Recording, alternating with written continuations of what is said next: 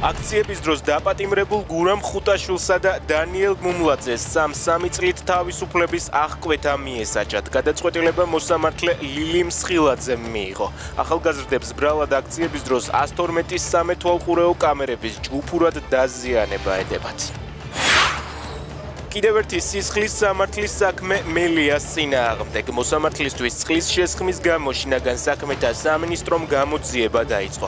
სასამართლოს უპატივცემლობის მუხლის ასჯელის სახით ჯარიმას საზოგადოებისთვის სასარგებლო შრომას ან 1 წლამდე თავისუფლების აღკვეთას ითვალისწინებს. გიორგი ბაჩიაშვილი რუსთავის ციხიდან გლდანში გადაიყვანეს. ადვოკატის ინფორმაციით ბაჩიაშვილს განუმარტეს, რომ მიზეზი ლოგისტიკურ საკითხს ეხება. ძლიერი საქართველოს თვითმმართველობის არჩევნებში მონაწილეობას არ გამორიცხავს. პარტიის გენერალური მდივანი ქართული ოცნებისთვის თბილისის წართმევის შესაძლებლობებზე საუბრობს. ირაკლი კუპრაძის თქმით, ამაზე უარი არ შეიძლება და საკითხზე მსჯელობა უნდა დაიწყოს. ინდოეთში მომხდარ წყალდიდობას სულ მცირე 34 ადამიანი ემსხვერპლა.